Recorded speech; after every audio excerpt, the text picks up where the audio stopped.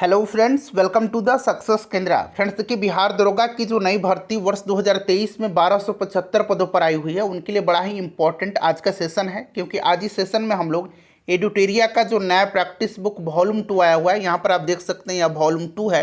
इससे पहले ऑलरेडी मैंने आपको वॉल्यूम 1 के सभी सेट्स को पूरे एक्सप्लेनेशन के साथ कवर कराया हुआ है। जिन लोगों ने भी वॉल्यूम 1 को नहीं देखा है, जाइए, मैंने प्लेलिस्ट बना दिया है, चैनल पर चले जाइए और सभी सेट्स को लगा लीजिएगा। आज इस सेशन में हम लोग एडुटेरिया बिहार दरोगा 1275 पोस्ट के लिए जो वॉल्यूम 2 आया हुआ है, यहाँ पर आप देख सकते हैं, उसके सेट नंबर 1 को हम कवर करेंगे। इसमें टोटल 15 सेट्स है और सभी सेट को मैं एक एक करके आपको कवर करवा दूंगा। देखिए, अगर आप बिहार दरोगा की बेहतरीन तरीके से तैयारी करना चाहते हैं तो चैनल को सब्सक्राइब कर लीजिए और जो बगल में बेल आइकन है, घंटी का निशान है, उसको जरूर दबा लीजिएगा, ताकि जब भी बिहार दरोगा भर्ती 2023 से संबंधित कोई भी इंपॉर्टेंट वीडियो अपलोड किया जाए तो उसका नोटिफिकेशन सबसे पहले आपके पास पहुंच जाए। तो चलिए फ्रेंड्स, बिना देरी किए हुए सेशन आज की स्टार्ट करते हैं। पहले फ्रेंड्स, प्लीज़ सभी लोग एक बार जल्दी से सेशन को लाइक कर दीजिए और इसका लिंक किसी भी एक ग्रुप में, जहाँ कहीं भी आप हैं, चाहे वह टेलीग्राम ग्रुप हो, फेसबुक ग्रुप हो या फिर व्हाट्सएप ग्रुप हो, वहाँ पर शेयर कर दीजिएगा। चलिए शुरू करते हैं आज का सेशन। तो फ्रेंड्स, यहाँ पर आप देख सकते हैं, यह बिहार दरोगा के लिए वॉल्यूम 2 है एडुटेरिया का, बिल्कुल नया प्रैक्टिस सेट है। 1275 पदों पर जो बिहार दरोगा की भर्ती आई हुई है, टोटल इसमें 15 सेट हैं। सभी सेट को मैं आपको कंप्लीट करवा दूंगा। चलिए शुरू करते हैं। यहाँ पर आप देख सकते हैं एडुटेरिया बिहार दरोगा प्रीलिम्स, ठीक है ना फ्रेंड्स। चलिए थोड़ा सा मैं जूम कर देता हूँ ताकि प्रश्न जो है आपको स्पष्ट रूप से दिखाई दे। हाँ, अब आपको प्रश्न स्पष्ट दिखाई दे रहा होगा। पहला प्रश्न पढ़ेंगे, निम्नलिखित में से किस शासक ने महामल की उपाधि धारण की थी? बताएंगे सभी लोग। अगर आप आंसर जानते हैं तो आंसर कमेंट में देकर के बताते चलिएगा, और जो भी मैं एक्सप्लेन करूंगा ना, उसको ध्यानपूर्वक जरूर सुनिएगा। इससे क्या होगा कि एक प्रश्न के साथ साथ आपके 2 से 3 प्रश्न जो है कवर होते चलेंगे। अब यहाँ पर ध्यान दीजिएगा, ये महामल की उपाधि जो है ये धारण किया था किसने? तो महामल की उपाधि धारण किया था नरसिंह वर्मन प्रथम ने। Right answer option number B हो जाएगा, नरसिंह वर्मन प्रथम। अच्छा, नरसिंह वर्मन प्रथम ने जो है वातापी कोंड का भी, मैं यहाँ पर लिख देता हूँ, वातापी कोंड का भी उपाधि इसी ने धारण किया था। और नरसिंह वर्मन प्रथम के शासनकाल में ही ह्वेन-त्सांग कांची की यात्रा किया था। ये प्रश्न बनेगा, ध्यान रखिएगा।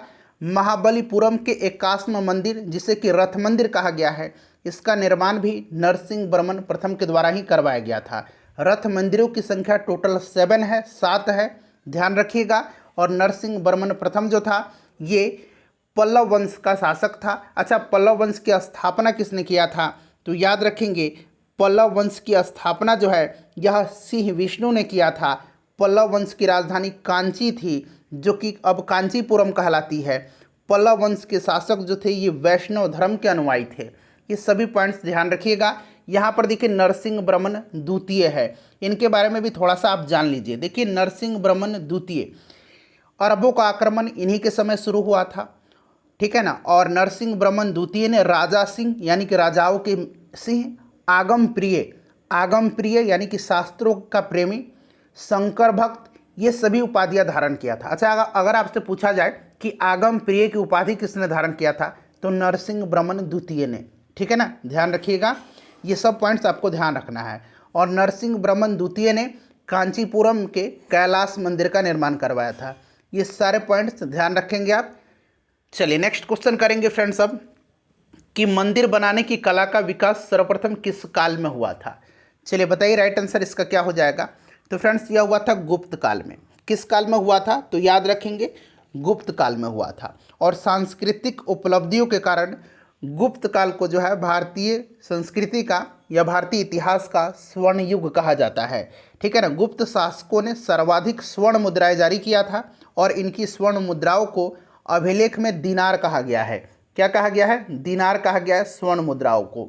और जो गुप्त काल में चांदी के सिक्के थे उनको रुपया का कहा गया है, रुपया का, ठीक है ना। तो ये सारे पॉइंट्स आप ध्यान रखिएगा। चलिए अगला प्रश्न करेंगे, तो राइट आंसर इसका ऑप्शन नंबर सी हो जाएगा। देखिए, यूनानी शासक मिनांडर को पराजित किया था। बताइएगा राइट आंसर इसका क्या हो जाएगा? यूनानी शासक मिनांडर को पराजित किसने किया था? तो फ्रेंड्स, आपको भलीभांति याद होगा, पराजित किया था किसने? तो फ्रेंड्स, ये किया था पुष्यमित्र शुंग ने।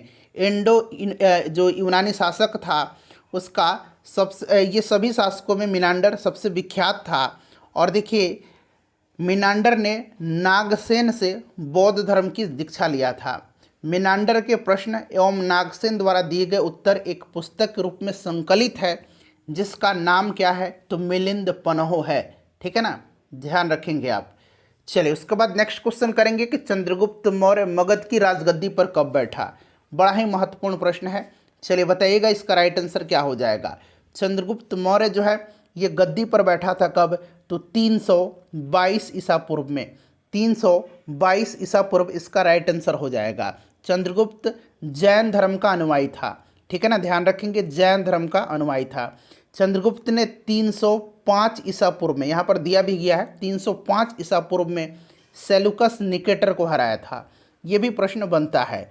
चंद्रगुप्त मौर्य ने जैन गुरु भद्रबाहु से जैन धर्म की दीक्षा लिया था। ये सारे पॉइंट्स फ्रेंड्स ध्यान रखेंगे। ठीक है ना। चलिए उसके बाद देखिए किस वेद में परीक्षित को कुरुओं का राजा कहा गया है। किस वेद में परीक्षित को कुरुओं का राजा कहा गया है। तो फ्रेंड्स यह वेद जो है यह वेद अथर्ववेद है। कौन सा वेद है, अथर्ववेद है। 4 वेद हैं, चारों वेदों का नाम यहाँ पर दिया गया है, ध्यान रखेंगे आप लोग। ठीक है ना। चलिए मोहम्मद बिन तुगलक ने किससे दिल्ली का काजी नियुक्त किया था। दिल्ली का काजी जो है किसको नियुक्त किया था, तो फ्रेंड्स यह मोरक्को का यात्री इब्न बतूता था, जो कब आया था, तो यह 1333 ईस्वी में दिल्ली आया था मोहम्मद बिन तुगलक के शासनकाल में। ये भी ध्यान रखेंगे, इसकी प्रसिद्ध पुस्तक जो है यह रहला है। क्लियर, ऑप्शन बी इसका राइट आंसर हो जाएगा। उसके बाद देखिएगा कि दिए गए प्रश्न में कौन सा सही सुमेलित नहीं है। अब यहाँ पर बड़ा ही इंपॉर्टेंट ये प्रश्न है और ध्यानपूर्वक इसका आंसर आप लोग दीजिएगा कि इनमें से कौन सा सही सुमेलित पूछा गया है कि नहीं है। एक तरफ जो है विभाग हैं, दूसरे तरफ जो है ये विभाग किसके द्वारा स्थापित किए गए थे ये दिया गया है। तो यहाँ पर देखिएगा दीवाने खैरात। दीवाने खैरात क्या था, तो यह एक दान विभाग था। ठीक है ना, दान विभाग था, दान, दीवाने खैरात यह एक दान विभाग था।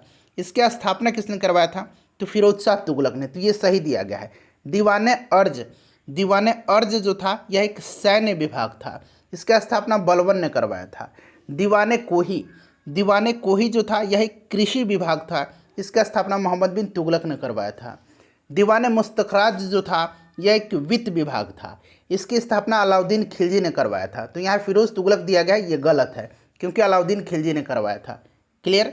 चलिए अकबर ने किस वर्ष स्वयं को हरमदल से मुक्त किया था। अकबर ने किस वर्ष स्वयं को हरमदल से मुक्त किया था, तो हरमदल से मुक्त किया था 1562 ईस्वी में। अच्छा, अकबर ने दास प्रथा का अंत भी 1562 में ही किया था। अकबर ने तीर्थ यात्रा कर को 1563 में समाप्त किया था। अकबर ने जजिया कर को 1564 में समाप्त किया था। ठीक है ना। दीवाने इलाही की स्थापना 1582 में किया था। 1582 में 1582 में इलाही धर्म की स्थापना, और इलाही संवत की शुरुआत किया था 1583 में। ठीक है ना। राजधानी लाहौर स्थानांतरित किया था 1585 में।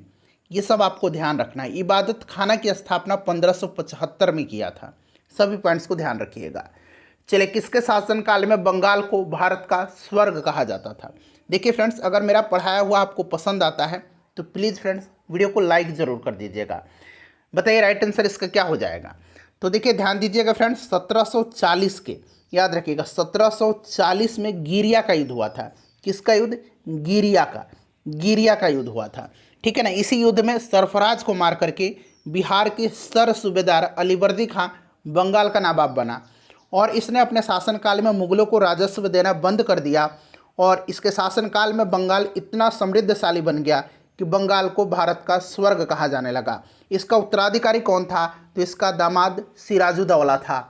ये सब ध्यान रखिएगा। अलीवर्दी खां करेक्ट आंसर हो जाएगा इसका। चलिए अगला प्रश्न है हमारा। देखिए क्वेश्चन नंबर 10 है कि किस गवर्नर जनरल के शासनकाल में राजकीय कोषागार को मुर्शिदाबाद से कलकत्ता स्थानांतरित किया गया था।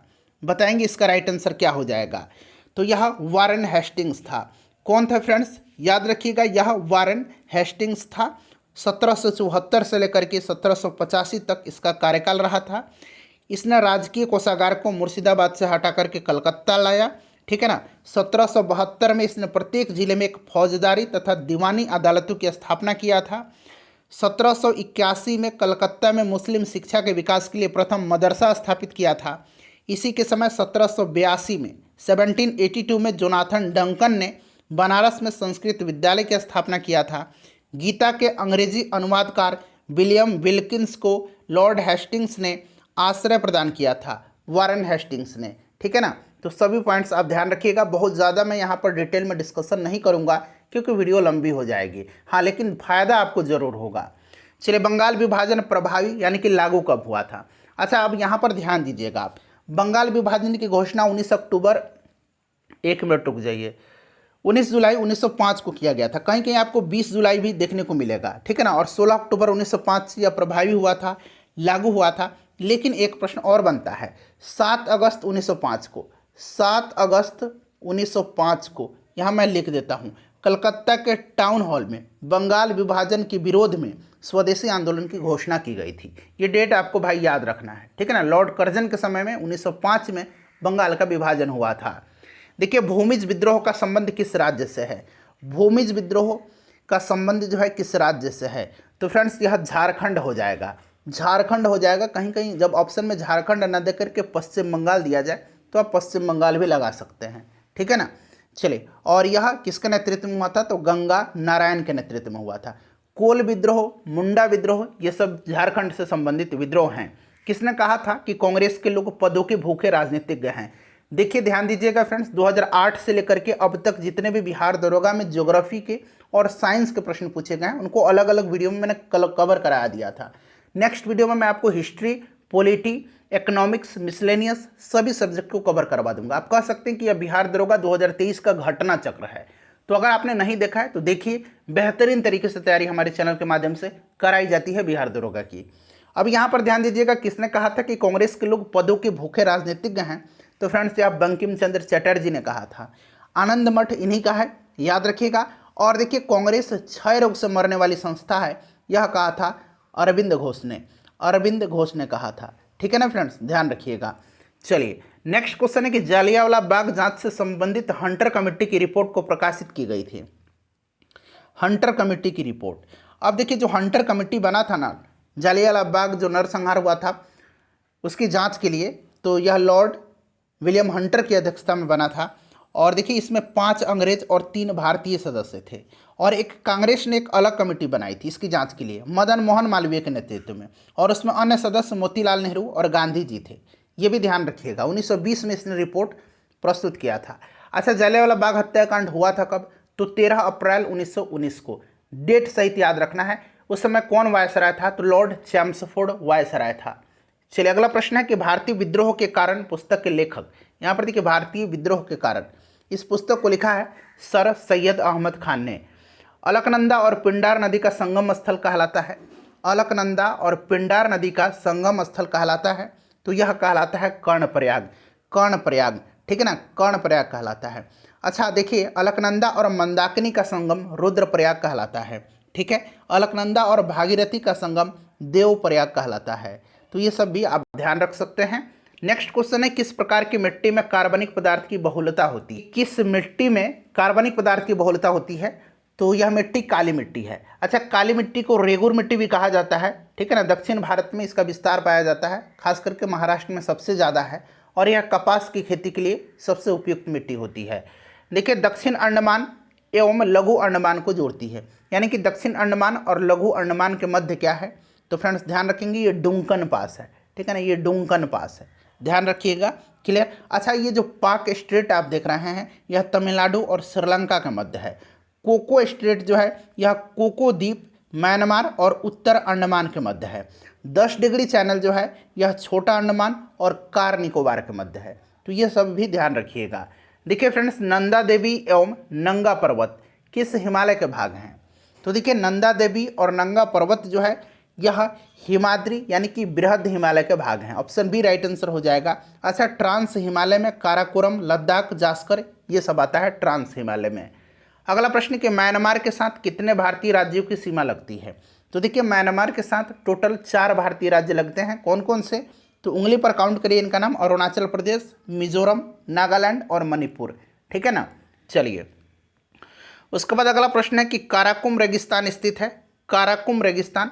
तो काराकुम रेगिस्तान जो है यह कहाँ पर है, तो ध्यान रखेंगे फ्रेंड्स यह तुर्कमेनिस्तान में है। अच्छा, तुर्कमेनिस्तान की राजधानी अगर पूछा जाएगा तो ये भी आपको याद रखना है, तुर्कमेनिस्तान की राजधानी जो है यह अशगाबाद है। ठीक है, यह अशगाबाद, यहाँ पर मैंने लिख दिया ASH, ठीक है ना, GABAT, क्लियर है। अच्छा, एक है दस्तेलूट, दस्त-ए-लूट, इस तरह से दस्त-ए-लूट मरुस्थल, ये ईरान में है। अगला प्रश्न है कि निम्नलिखित में से कौन सा झील रूस में स्थित नहीं है। अब यहाँ पर देखिएगा रूस में स्थित नहीं है ये पूछा जा रहा है, तो रूस में इसमें से स्थित जो नहीं है ये विनिपेग झील नहीं है। विनिपेग झील जो है ये कनाडा में है, ठीक है ना, कनाडा में है, बाकी रूस में है।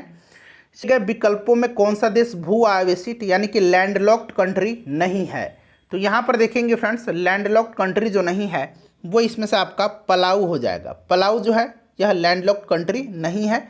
पंबा सिंचाई परियोजना किस राज्य में स्थित है, पंबा सिंचाई परियोजना जो है ये किस राज्य में है, तो फ्रेंड्स यह जो है केरल में है। केरल इसका राइट आंसर हो जाएगा, पंबा सिंचाई परियोजना, याद रखिएगा, ठीक है ना। बिहार के किस क्षेत्र में सबसे अधिक गन्ना का उत्पादन होता है, तो सबसे अधिक गन्ना का उत्पादन जो है यह होता है उत्तरी पश्चिमी क्षेत्र में, ठीक है ना, उत्तर पश्चिमी क्षेत्र, ऑप्शन नंबर सी यहाँ पर राइट आंसर हो जाएगा। रेखीय समिति का संबंध किस कर से है, किस टैक्स से है, तो रेखीय समिति अप्रत्यक्ष कराधान प्रणाली में सुधार को सुविधाजनक बनाने से है, तो अप्रत्यक्ष कर, ठीक है ना, अप्रत्यक्ष कर राइट आंसर हो जाएगा, ऑप्शन नंबर बी। उसके बाद देखिए भारत सरकार की कौन सी परियोजना वर्ष 2015 में शुरू नहीं किया गया था, तो यहाँ पर देखेंगे तो ये आपका कौन सा परियोजना है, तो ये भारतमाला परियोजना है, राजमार्ग से संबंधित परियोजना है। दरअसल लॉन्च तो इसको 2015 में ही कर दिया गया था, लेकिन शुरू किया गया था इसे 2017-18 में, तो इस चीज़ को आप नोट कर लीजिएगा, ठीक है ना, तो ये भारतमाला हो जाएगा। अगला प्रश्न है कि किस पंचवर्षीय योजना के अंतर्गत राउरकेला इस्पात संयंत्र को स्थापित किया गया था। राउरकेला, दुर्गापुर और भिलाई इस्पात संयंत्र, तीनों ध्यान रखिएगा दूसरे पंचवर्षीय योजना में। दूसरा पंचवर्षीय योजना 1956 से 1961 तक रहा था। किस मॉडल पर आधारित था, तो यह PC महालनोबिस मॉडल पर आधारित था। चलिए, अर्थव्यवस्था के दृष्टिकोण से शिक्षा किस क्षेत्र के अंतर्गत आता है, शिक्षा जो है यह किस क्षेत्र के अंतर्गत आता है, तो याद रखेंगे शिक्षा जो आता है ना फ्रेंड्स, यह शिक्षा आता है आपका तृतीय क्षेत्र के अंतर्गत है। तृतीय क्षेत्र को सेवा क्षेत्र भी कहा जाता है। यह भी प्रश्न बनता है कि किस क्षेत्र को सेवा क्षेत्र कहा जाता है, तो तृतीय क्षेत्र को। अगला प्रश्न है हमारा कि RBI द्वारा कमर्शियल बैंकों से जिस दर पर नगद राशि प्राप्त की जाती है उससे क्या कहते हैं। अच्छा देखिए, RBI की ओर से अगर हम बात करें तो जिस ब्याज दर पर बैंकों को लोन दिया जाता है उसको रेपो दर कहते हैं, और जिस दर पर नगद राशि प्राप्त की जाती है इन कमर्शियल बैंकों से उसको रिवर्स रेपो रेट कहा जाता है। उसके बाद देखिएगा कि संविधान की किस अनुसूची में कर एवं शुल्क लगाने का प्रावधान है, तो यह अनुसूची जो है 7वीं अनुसूची है, ठीक है ना फ्रेंड्स। अच्छा देखिए 5वीं अनुसूची में क्या है, तो इसमें अनुसूचित क्षेत्रों और अनुसूचित जनजातियों के प्रशासन और नियंत्रण का उल्लेख है। 6ठी अनुसूची में 5 राज्य का नाम आपको याद रखना है, असम, मेघालय, त्रिपुरा और मिजोरम, इनके जनजातीय क्षेत्र और अनुसूचित जाति और अनुसूचित जनजाति के प्रशासन का उल्लेख है, ठीक है ना। 9वीं अनुसूची भूमि सुधार से संबंधित है।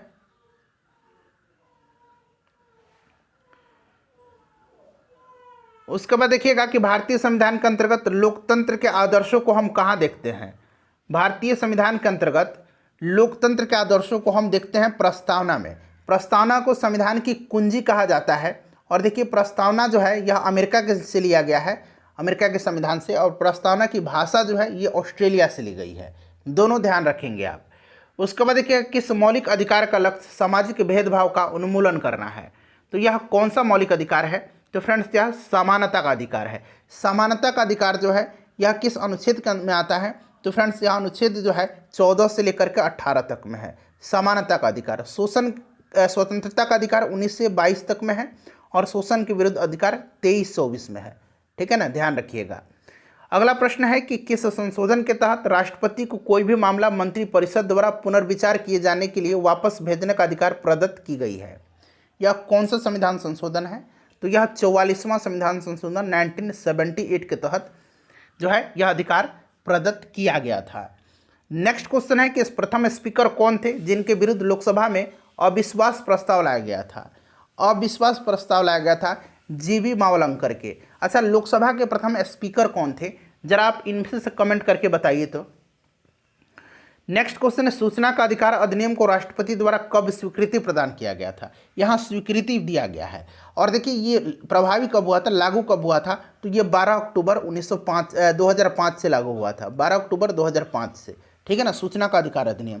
और जून 2005 को जो है इसमें राष्ट्रपति के द्वारा इसको मंजूरी दिया गया था। नेक्स्ट क्वेश्चन है कि बिहार में पंचायत स्तर पर राज्य सरकार का प्रतिनिधित्व जो है कौन करता है। तो यह प्रतिनिधित्व जो है यह पंचायत सचिव करता है। उसके बाद देखिए उपरोक्त कथन में से कौन सा सही है। कथन एक कह रहा है कि संसद तथा राज्य विधानमंडल के स्वतंत्र तथा निष्पक्ष चुनाव कराने की शक्ति एक स्वतंत्र इकाई अर्थात निर्वाचन आयोग को दी गई है। बिल्कुल करेक्ट है। निर्वाचन आयुक्त को पद से हटाने का अधिकार राष्ट्रपति के पास है, ये भी कथन सही है। बट यहाँ पर ऑप्शन जब देखेंगे तो ए और बी दोनों सही है, परंतु बी जो है यह ए का सही स्पष्टीकरण नहीं है, तो इसीलिए ऑप्शन बी यहाँ पर राइट आंसर होगा इसका, ठीक है ना। चलिए, हिंदी को राजभाषा के रूप में मान्यता कब दी गई थी। तो यह 14 सितंबर 1949 को, 14 सितंबर 1949 को, और इसीलिए 14 सितंबर के दिन जो है फ्रेंड्स यह प्रत्येक वर्ष राजभाषा के रूप में इसको अंगीकार किया गया था, इसीलिए हिंदी दिवस के रूप में इसको मनाया जाता है, ठीक है ना। चलिए, पंचायत राज किस सूची का विषय है। तो पंचायत राज जो है पंचायती राज या राज्य सूची का विषय है। ग्राम पंचायत का संगठन अनुच्छेद 40 में है, इसे आप जरूर ध्यान रखिएगा। चलिए 41 नंबर करेंगे कि हरित गृह प्रभाव का अर्थ क्या है। तो वायुमंडल में ग्रीन हाउस गैसों के घनीकरण के कारण वायुमंडल में तापमान का बढ़ना, ठीक है ना। चलिए उसके बाद देखिएगा कि निम्नलिखित में से कौन सी एक गैस पृथ्वी पर जीवन के लिए हानिकारक भी है और लाभदायक दोनों है। तो यह गैस कोई और नहीं बल्कि CO2 गैस है, कार्बन डाइऑक्साइड है। उसके बाद देखिए कार्टाजेना प्रोटोकॉल जो था इसका संबंध किससे है। कार्टाजेना प्रोटोकॉल जो है इसके बारे में जान लीजिएगा। देखिए फ्रेंड्स, यह जैव सुरक्षा से संबंधित है। 16 मई 2000 को जो है इस पर साइन किया गया था और यह इफेक्टिव यानी कि प्रभावी हुआ था 11 सितंबर 2003 से यह प्रभावी हुआ था, ठीक है ना। और स्टार्ट डेट पूछा जाएगा तो 16 मई 2000 को, 16 मई 2000 को, लेकिन इफेक्ट में कब आया था, प्रभाव में कब आया था, तो 11 सितंबर 2003 को। राइट आंसर जैव सुरक्षा समझौता हो जाएगा, ठीक है ना। चलिए, भारत में मैनग्रोव वनस्पति सर्वाधिक कहाँ पाई जाती है, ज्वारीय वन जिसको कहेंगे, तो ये सुंदरवन डेल्टा में, ठीक है ना। सुंदरवन इसका राइट आंसर हो जाएगा। वन्य जीव संरक्षण अधिनियम किस वर्ष पारित किया गया था। पर्यावरण संरक्षण अधिनियम, वन्य जीव संरक्षण अधिनियम, प्रोजेक्ट टाइगर, ये सब प्रश्न बनता है। प्रोजेक्ट टाइगर 1973 में शुरू हुआ था, वन्य जीव संरक्षण अधिनियम 1972 में, और पर्यावरण संरक्षण अधिनियम पूछेगा तो 1986, ये भी आप जरूर ध्यान रखिएगा। निम्नलिखित में से कौन सी पुस्तक रविन्द्रनाथ टैगोर द्वारा नहीं लिखा गया है। तो देखिए इसमें से नहीं लिखा गया पूछा गया है, तो ये आपका नेचर क्योर हो जाएगा, जो कि मोरारजी देसाई जी के द्वारा लिखा गया है। बाकी सारे रविन्द्रनाथ टैगोर जी के द्वारा लिखा गया है। राष्ट्रपिता महात्मा गांधी को किस बार पहली बार नोबेल पुरस्कार के लिए नामित किया गया था। देखिए टोटल इनको 5 बार नॉमिनेट किया गया था नोबेल प्राइज़ के लिए, लेकिन एक बार भी इनको नोबेल पुरस्कार नहीं दिया गया था। पहली बार इनको 1937 में किया गया था। लगातार 1937, 1938 और 1939 3 बार लगातार किया गया था। उसके बाद 1947 में किया गया और आखिरी बार 1948 में किया गया था। आखिरी बार पूछेगा तो 1948, पहली बार पूछेगा तो 1937। कितनी बार टोटल किया गया था, 5 बार। चलिए अगला प्रश्न है कि संयुक्त राष्ट्र औद्योगिक विकास संगठन UNIDO, अब इसका फुल फॉर्म होता है United Nations Industrial Development Organization. इसका स्थापना 1966 में हुई थी। इसका हेडक्वार्टर जो है यह पूछा जा रहा है, तो इसका हेडक्वार्टर जो है ये वियना में है, ठीक है ना, याद रखेंगे वियना में है। नेक्स्ट क्वेश्चन है कि चंद्रमा तल पर सफलतापूर्वक उतरने वाला पहला अंतरिक्ष यान कौन सा है। तो यह अंतरिक्ष यान जो है ये अपोलो, यहाँ पर देखिए अपोलो है, ठीक है ना, अपोलो। उसके बाद देखिए किस राज्य में प्रसिद्ध रत्नागिरी मठ स्थित है। रत्नागिरी मठ जो है यह स्थित कहाँ पर है, तो फ्रेंड्स यह उड़ीसा में है, ध्यान रखिएगा, इंपॉर्टेंट है, रत्नागिरी मठ उड़ीसा में है। उसके बाद देखिए एक संतुलित रासायनिक समीकरण किस सिद्धांत पर आधारित होता है। संतुलित रासायनिक समीकरण, ठीक है ना, यह द्रव्यमान संरक्षण के नियम पर आधारित होता है, द्रव्यमान संरक्षण के नियम पर आधारित। चलिए 52 नंबर क्वेश्चन है हमारा यहाँ से कि निम्नलिखित में से कौन सा एक दुर्बल अम्ल यानी कि वीक एसिड है। इसमें से वीक एसिड कौन सा है, तो CH3COOH जो है यही वीक एसिड है, यानी कि दुर्बल अम्ल है। निम्नलिखित में से कौन सा क्लोरोफिल का घटक नहीं है? क्लोरोफिल का घटक इसमें से जो है मैग्नीशियम है, कार्बन है, हाइड्रोजन है, कैल्शियम नहीं होगा, ठीक है ना। चलिए, कार्नेटाइट जो है यह किसका अयस्क है? कार्नेटाइट किस धातु का अयस्क है? कार्नेटाइट यूरेनियम का अयस्क है। किसका? यूरेनियम का। ध्यान रखिएगा, यूरेनियम का यह अयस्क है। चलिए, निम्नलिखित वाक्य पर विचार करिए और यहाँ से सही कथन चुनना है। क्लोरीन एवं ब्रोमीन हैलोजन वर्ग के तत्व हैं, बिल्कुल सही है यह, ठीक है ना। गोल्ड और प्लैटिनम उत्कृष्ट धातु का उदाहरण है, सही है। लेड ऑक्साइड को लिथार्ज कहा जाता है, इस चीज़ को ध्यान रखिएगा, ये भी सही है। तो 1, 2, 3 तीनों स्टेटमेंट सही दिया गया है। फ्रेंड्स, आप लोग अपना अपना स्कोर जरूर बताइएगा। देखिए, किसी विलयन में बिलियन की कुल मात्रा तथा उसमें मिश्रित विलय की कुल मात्रा का अनुपात, यानी कि विलयन में विलयन की कुल मात्रा बटा मिश्रित विलय की कुल मात्रा का मतलब अनुपात का दिए तो बटा में हो गया, ये क्या कहलाता है? तो फ्रेंड्स, यह विलयन की सांद्रता कहलाता है, विलयन की सांद्रता कहलाता है। निम्नलिखित में से किसे लकड़ी के अल्कोहल के रूप में, जिसको कि वुड अल्कोहल या कास्ट अल्कोहल हिंदी में कहिए, कास्ट अल्कोहल कहा जाता है। तो कास्ट अल्कोहल कहा जाता है मेथेनॉल को। मेथेनॉल को मेथिल अल्कोहल भी कहा जाता है, इसका फॉर्मूला CH3OH होता है। अच्छा, एक अन अल्कोहल होता है, अन अल्कोहल, ठीक है ना, अन अल्कोहल, तो ये कहा जाता है किसको? एथिल अल्कोहल को, C2H5OH होता है, ठीक है ना। चलिए, पौधे के मूल जड़ द्वारा जल का अवशोषण किस प्रक्रिया के द्वारा होता है? तो यह प्रक्रिया जो है यह परासरण है। कौन सी प्रक्रिया है? परासरण है। कौन सा इसमें से लवक जो है, प्लास्टिड जो है, ये फूलों और बीजों को विभिन्न रंग प्रदान करते हैं? ये इंपॉर्टेंट क्वेश्चन है, इसको ध्यान रखिएगा। यह जो है यह क्रोमोप्लास्ट है, पत्तियों में क्लोरोप्लास्ट पाया जाता है। ल्यूकोप्लास्ट जो है ये जड़ में पाया जाता है, यह रंगहीन लवक होता है, इस चीज़ को आप ध्यान रखिएगा। ऑप्शन ए राइट आंसर हो जाएगा। कौन सा फ्लोएम का भाग नहीं है? फ्लोएम का इसमें से भाग नहीं है, तो वाहिका जो है ये फ्लोएम का भाग नहीं होता है, ठीक है ना। चलो, उसके बाद देखिएगा जल संवहन नाल तंत्र, ठीक है ना, इसकी उपस्थिति किस संघ के जंतुओं का लक्षण है? तो यह कौन से संघ के जंतु हैं? तो फ्रेंड्स, यह हैं इकाइनोडर्मेटा। इकाइनोडर्मेटा याद रखेंगे, ठीक है ना, इकाइनोडर्मेटा। चलिए, अगला प्रश्न है कि रक्त का थक्का बनाने में मदद कौन करता है? अब देखिए, यहाँ पर थोड़ा सा अंग्रेजी नाम है, इसीलिए कन्फ्यूज़न होगा। अगर डायरेक्ट हिंदी दे दिया गया रहता तो आप आसानी से बना लेते प्लेटलेट्स, लेकिन यहाँ पर थ्रोम्बोसाइट दिया गया है। क्लियर ना? तो याद रखिएगा। चलिए, उसके बाद नेक्स्ट क्वेश्चन करेंगे। कितना नंबर क्वेश्चन हमने किया था? 62 नंबर, नहीं, 1 मिनट देख लेते हैं। हाँ, ये वाला प्रश्न था, 62 नंबर क्वेश्चन था हमारा, तो इसका थ्रोम्बोसाइट राइट आंसर होगा। 63 नंबर देखिए, निम्न में से कौन सा रोग जो है संक्रामक रोग का एग्जाम्पल है, उदाहरण है? तो इसमें से संक्रामक रोग जो होगा आपका, इसमें से मलेरिया हो जाएगा, प्रोटोजोआ के कारण होता है, ध्यान रखिएगा। मादा एनफ्लूएंजा मच्छर इसका वाहक होता है। चलिए, भैंस की उत्तम नस्ल मेहसाना और सुरती किस क्षेत्र में पाई जाती है? मेहसाना, सुरती, ये सब दोनों जो प्रजाति है यह कहाँ? गुजरात में, ठीक है ना। निम्नलिखित में से पौधे की वृद्धि को नियंत्रित करने वाला हार्मोन कौन सा है? अब यहाँ पर देखिएगा, ये सारे चारों हार्मोन जो हैं ये पौधे का हार्मोन है, पादप हार्मोन है। फ्लोरोजेंस फूलों के खिलाने में सहायक होता है, ठीक है ना। साइटोकाइनिन कोशिका विभाजन में होता है सहायक, और यहाँ पौधे की वृद्धि आपका ऑक्सीजन हो जाएगा। ऑक्सीजन की खोज जो है डार्विन ने किया था, ये भी आप ध्यान रख सकते हैं। पृथ्वी के ध्रुव पर जी का मान कितना होता है? तो ध्रुव पर जी का मान जो होगा ये सर्वाधिक होगा। न्यूनतम जो होता है ये विषुवत रेखा पर होता है। पृथ्वी को ऊपर या नीचे जाने पर जी का मान घटता है, ये भी आप ध्यान रखेंगे। फोटोन कण की खोज जो है किसने किया था? फोटोन कण की खोज जो है ये आइंस्टीन ने किया था। किसने? आइंस्टीन ने। जब ध्वनि एक माध्यम से दूसरे माध्यम में जाती है तो क्या अपरिवर्तित रहता है, यानी कि क्या बदलता नहीं है? तो आपको पता है कि आवृत्ति यानी कि फ्रीक्वेंसी नहीं बदलती है, ठीक है ना। चलिए, उसके बाद देखिए, नाभिकीय रिएक्टर में किसका प्रयोग नियंत्रक छड़ के रूप में किया जाता है? तो नियंत्रक छड़ के रूप में जो है ये आपका बोरोन या फिर कैडमियम के छड़ का इस्तेमाल किया जाता है। तो यहाँ बोरोन दिया गया है, ठीक है ना, बोरोन दिया गया है।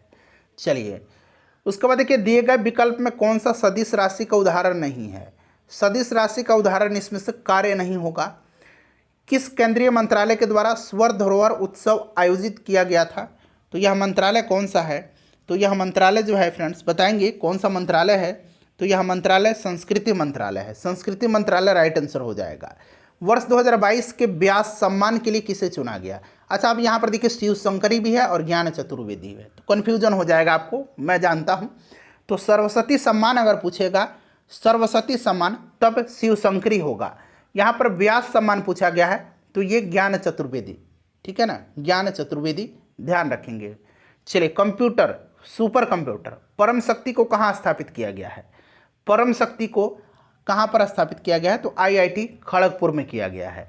वर्ल्ड हैप्पीनेस रिपोर्ट 2023 के संबंध में कौन सा कथन सत्य है? भारत का स्थान 126वां था, पहले स्थान पर फिनलैंड था, डेनमार्क आइसलैंड दूसरे स्थान पर थे। तो तीनों स्टेटमेंट यहाँ पर आप देख सकते हैं, तीनों के तीनों जो हैं यहाँ पर सही दिए गए हैं। तो यहाँ पर देख सकते हैं सही में आपका 1, 2 और 3 हो जाएगा, तीनों। नेक्स्ट क्वेश्चन है कि भारतीय सेना ने किस देश के साथ संयुक्त प्रशिक्षण अभ्यास साइक्लोन 1 का शुभारंभ किया है? तो साइक्लोन 1 किया है मिस्र के साथ, पहला है साइक्लोन 1, पहला यह अभ्यास है इसलिए इंपॉर्टेंट है। 17वां प्रवासी भारतीय दिवस का आयोजन किस शहर में किया गया? प्रवासी भारतीय दिवस 9 जनवरी के दिन मनाया जाता है और 17वां प्रवासी भारतीय दिवस का आयोजन इंदौर में किया गया था, मध्य प्रदेश में किया गया था, और इसमें मुख्य अतिथि डॉक्टर मोहम्मद इरफान अली जो गुयाना के राष्ट्रपति हैं वहीं थे, ठीक है ना। तो इंदौर राइट आंसर हो जाएगा। उसके बाद देखिए, पर्यटन को प्रोत्साहन देने के लिए अंतर्राष्ट्रीय पर्यटन प्रदर्शनी फितूर किस देश में आयोजित किया गया था? यहाँ अंग्रेजी में लिखा गया है तो ये स्पेन में किया गया था, ठीक है ना, ध्यान रखिएगा। इंडिया जस्टिस रिपोर्ट 2022 के संदर्भ में कौन सा कथन जो है असत्य है, गलत है? बड़े राज्यों में प्रथम स्थान पर कर्नाटक है और सबसे लास्ट में उत्तर प्रदेश है, ध्यान रखेंगे। इसमें बिहार का स्थान अंतिम है, यही गलत है, क्योंकि उत्तर प्रदेश अंतिम पायदान पर है, बिहार का स्थान अंतिम से तीसरा है, यानी कि 16वें नंबर पर है। ऑप्शन बी गलत दिया गया है, ठीक है ना। चलिए, उसके बाद देखिए, चालू वर्ष 2023 निम्नलिखित में से किस रूप में मनाया जा रहा है? तो यह मिलेट ईयर के रूप में, मिलेट वर्ष यानी कि मोटे अनाज के रूप में। तो यहाँ पर मोटे अनाज का अंतर्राष्ट्रीय वर्ष हो जाएगा। देखिए, बिहार जाति आधारित जनगणना 2022 के अनुसार बिहार की कुल जनसंख्या कितनी है? जनगणना 2011 के अनुसार पूछेगा तो 10,40,99,452, ये आंकड़ा याद रखना है। लेकिन यहाँ जाति जनगणना 2022 पूछ रहा है तो आपका हो जाएगा 13,07,25,310, ठीक है ना, option B. The magic of the last story book written by, यानी कि पुस्तक के लेखक कौन है? तो इस पुस्तक को लिखा है सुधा मूर्ति ने। चलिए, उसके बाद देखिएगा कि फीफा विश्व कप 2022 के संबंध में कौन सा कथन असत्य है, यानी कि गलत है? गोल्डन बूट पुरस्कार किलियन एम्बापे, सही दिया गया। गोल्डन बॉल पुरस्कार लियोनेल मेसी, अर्जेंटीना विजेता रही थी। दोहा कतर में इसका आयोजन किया गया था, अर्जेंटीना ने तीसरी बार यह खिताब जीता है। तो दूसरी बार दिया गया, यही गलत है, तीसरी बार यह खिताब जीता है, तो ऑप्शन सी राइट आंसर होगा। चलिए, हाल ही में उच्चतम न्यायालय की 5 सदस्यीय संवैधानिक पीठ के एक ऐतिहासिक निर्णय के अनुसार मुख्य चुनाव आयुक्त एवं चुनाव आयुक्तों की नियुक्ति एक समिति की सिफारिश पर राष्ट्रपति के द्वारा किया जाएगा। इस चीज़ को आप ध्यान रखेंगे फ्रेंड्स। इस संवैधानिक पीठ की अध्यक्षता किस न्यायमूर्ति के द्वारा किया गया? चलिए, बताएंगे इसका राइट आंसर क्या हो जाएगा। ऑप्शन आपको यहाँ पर दिख ले जाएगा, ठीक है ना। तो ये न्यायमूर्ति कौन है? तो ये जस्टिस के.एम. जोसेफ हैं, के.एम. जोसेफ न्यायमूर्ति या जस्टिस कहिए, ऑप्शन ए। चलिए, उसके बाद देखिए, निम्नलिखित में से कौन सा राज्य स्वयं का जलवायु परिवर्तन मिशन शुरू करने वाला देश का पहला राज्य बन गया है? तो ये पहला राज्य जो है ये तमिलनाडु बना है। नेक्स्ट क्वेश्चन है कि हाल ही में न्यूजीलैंड के नए प्रधानमंत्री के रूप में किसे चुना गया है? पहले आपने जसिंडा अर्डर्न का नाम सुन रखा था, लेकिन अब न्यूजीलैंड के क्रिस हिपकिंस प्रधानमंत्री बने, प्राइम मिनिस्टर। चलिए, प्रित्जकर पुरस्कार 2023 और एबल पुरस्कार भी आपको याद रखना है। एबल पुरस्कार 2023, एबल पुरस्कार किसको दिया गया है? तो यह गणित के क्षेत्र में दिया जाता है एबल, यह लुइस कैफरेली को दिया गया है, लुइस कैफरेली को, ठीक है ना। और यहाँ प्रित्जकर पुरस्कार दिया जाए है आर्किटेक्चर के क्षेत्र में, यह दिया गया है डेविड एलन चिपरफील्ड को, ध्यान रखेंगे। भारतीय सेना के किस कैंट में पहला 3D प्रिंटेड घर का उद्घाटन किया गया? तो फ्रेंड्स, ये कहाँ पर किया गया है? तो याद रखेंगे, ये किया गया है अहमदाबाद में। अहमदाबाद राइट आंसर हो जाएगा। कौन सा इसमें से सही सुमेलित है? देखिए, त्रिशूरपुरम उत्सव ये तमिलनाडु में नहीं मनाया जाता है, यह केरल में मनाया जाता है। खारची उत्सव यह मणिपुर में नहीं, यह त्रिपुरा में मनाया जाता है। तोरगया उत्सव अरुणाचल प्रदेश में मनाया जाता है, सही है। कौन सा सही सुमेलित है? Option C. परशुराम कुंड महोत्सव छत्तीसगढ़ में नहीं, यह भी जो है अरुणाचल प्रदेश में मनाया जाता है। चलिए उसके बाद देखिए, भारत सरकार ने कालाजार को पूरी तरह से समाप्त करने का लक्ष्य कब तक रखा है? तो कालाजार से समाप्त करने का 2023 तक, जबकि WHO कालाजार को समाप्त करने का लक्ष्य 2030 तक रखा है। चलिए उसके बाद देखिएगा कि वर्तमान में भारतीय बीमा नियामक और विकास प्राधिकरण यानी कि IRDAI के अध्यक्ष कौन हैं? तो ये देवाशीष पांडा हैं। विश्व कैंसर दिवस 2023 का थीम पूछा गया है। विश्व कैंसर दिवस प्रत्येक वर्ष मनाया जाता है 4 फरवरी के दिन, और इस वर्ष इसका थीम था क्लोज द केयर गैप। ठीक है ना। चलिए, अर्जुन पुरस्कार 2022 के विजेता सृजा अकुला का संबंध किस खेल से है? बड़ा ही महत्वपूर्ण है, सृजा अकुला टेबल टेनिस से संबंधित हैं। चलिए उसके बाद अगला प्रश्न है फ्रेंड्स कि 49वां G7 शिखर सम्मेलन 2023 का आयोजन किस देश में किया जाएगा? ये हो चुका है जापान के हिरोशिमा में। ठीक है ना। और 50वां इटली में होगा, इसको भी आप जरूर ध्यान रखिएगा। ठीक है ना। चलिए अगला प्रश्न है हमारा कि वित्त वर्ष 2023-24 के लिए प्राथमिक घाटा का अनुमान लगाया गया है। करेक्ट आंसर इसका ऑप्शन नंबर यहाँ पर देखेंगे तो कितना हो जाएगा? तो ये आपका 7,06,845 करोड़ हो जाएगा। आर्थिक समीक्षा के अनुसार अप्रैल से सितंबर 2022 तक भारत में सर्वाधिक FDI निवेश करने वाले देशों का सही क्रम क्या है? तो यह क्रम जो है कौन सा है? तो सिंगापुर, मॉरिशस और UAE, यह ऑप्शन डी राइट आंसर हो जाएगा। सबसे ज़्यादा सिंगापुर, आप ध्यान रखिएगा। चलिए इन 95 प्रश्नों में से अपना स्कोर बता दीजिए। तब तक मैं 96 से लेकर के 100 तक में जो मैथ रीजनिंग के एक आध प्रश्न है उनको मैं आंसर बता देता हूँ। वीडियो को लाइक कर दीजिएगा और फ्रेंड्स प्लीज़ इसको शेयर जरूर कर दीजिएगा। ठीक है ना। चलिए 97 का देख लीजिएगा, 10 आंसर हो जाएगा। एक बार आप लोग मैथ को सॉल्व कर लीजिएगा। ठीक है ना फ्रेंड्स। 99 का करेक्ट आंसर 229 हो जाएगा, और 100 का जो करेक्ट आंसर हो जाएगा ये 6 तथा 8